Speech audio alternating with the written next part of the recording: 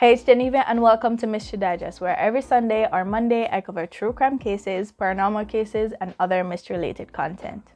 Welcome back to another episode. Thank you so much for joining me. Today will be another ghost story or Duppy story episode. All of the senders of these stories wish to remain anonymous, except for one in which I forgot to ask her if I should add her name to it. So I added her name to it. I'm sorry.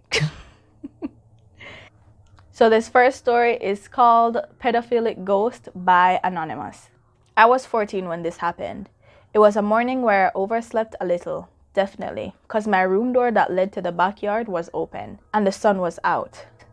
I wasn't awake yet, but I wasn't asleep either. It was that weird in-between state where real life sounds and sensations can enter your dream and your brain fills in the blank spaces. Like when you're dreaming about your alarm going off and it is, or worse, when you're dreaming about peeing and you pee the bed.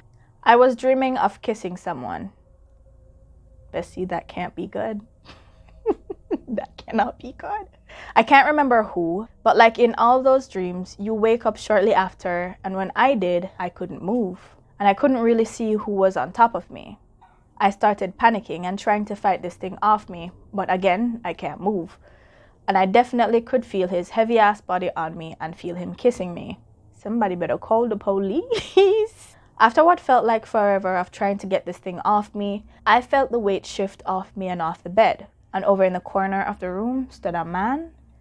It could have been a demon for all I knew. He was dressed in a full black suit, and his face, well, he didn't have a face, it was rotting off. But his empty eye sockets were staring right back at me. I'm in danger. I could see the bone structure of his face and the hat that covered a part of his skull. But the further down his body I looked, the more transparent his appearance became. So his face was clear and definitely there, but he had no feet. He disappeared after making sure I saw him properly, and then I was able to move finally. But the little bitch left me a parting gift. Just outside my room, there's a tree, and behind the tree is a structure. And at the angle that the sun was shining through the leaves, a shadow formed. This shadow showed his face perfectly, and I had to watch as the sun position changed until it was too disoriented to recognize. And I never saw that shadow again, nor the pedophilic ghost or demon that made it. You're a victim. Here we go, CSI. This next story is called Mr. DVD Player by Kalia. I don't want peace. I want problems, always. So I was like 4 when this happened, and I was having a sleepover with my 2 sisters, my brother, nephew, and cousin. We placed the bed in the living room so we could watch movies and sleep right afterwards. So the night before they came over, I was extremely sick, and my mom rubbed frankincense and myrrh on my chest, back, feet, and forehead. Can't forget the forehead. The next day I was better and feeling like myself. So when the crew came over, we watched The Incredibles and then went to bed, forgetting that my mom had told me to turn off the DVD player before we slept. In the middle of the night, I woke up and remembered that I had to turn it off, but I couldn't move. And I saw a ghost-like skeleton figure kind of looking like Death or Grim Reaper, but without the scythe. The figure looked me dead in the eye and then walked towards the DVD player, took out the DVD and turned the DVD player off, then walked back to wherever it came from.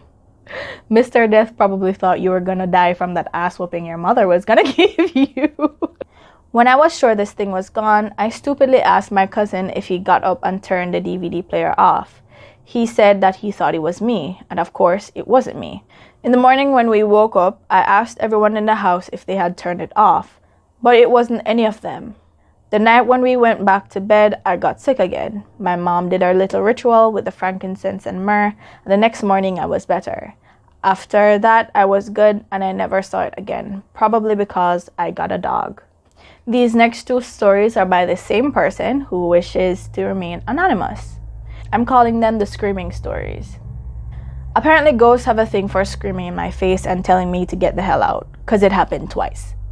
While I was pregnant with my daughter and still with her father, I was sleeping over his house, and I got a not-so-friendly visit from his grandfather. You see, his grandfather died about a year before, and the room we were in was right across from the room that used to be his.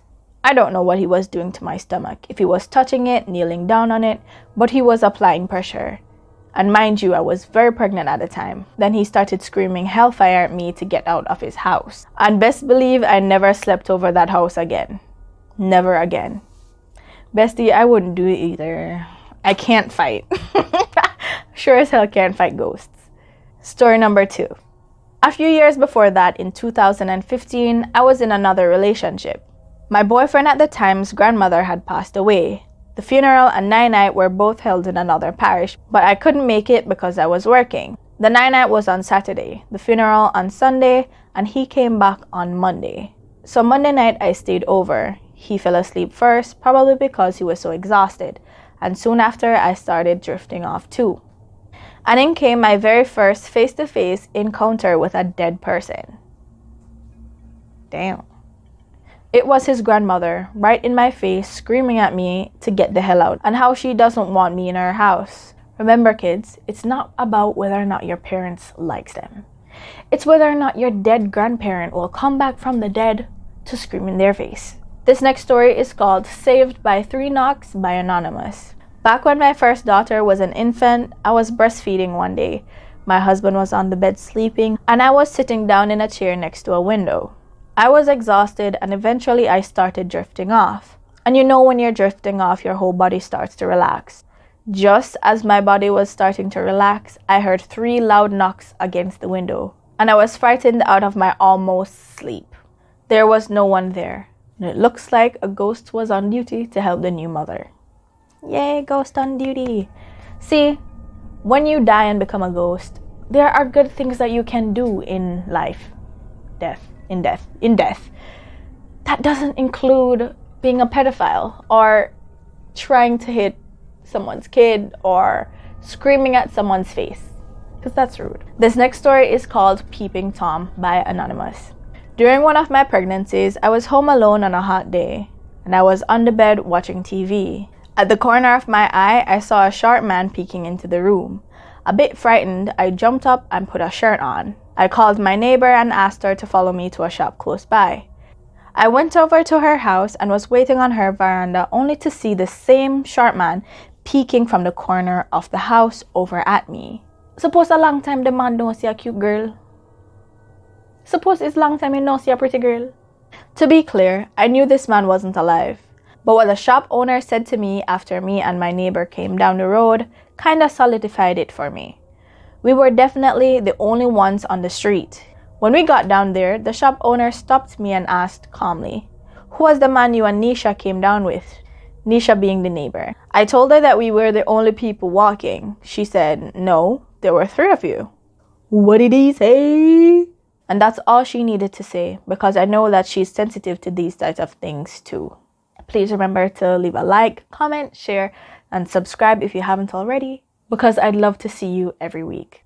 Thank you so much to all the people that went out of their way to send me their stories. I really love and appreciate them all, and I love and appreciate you.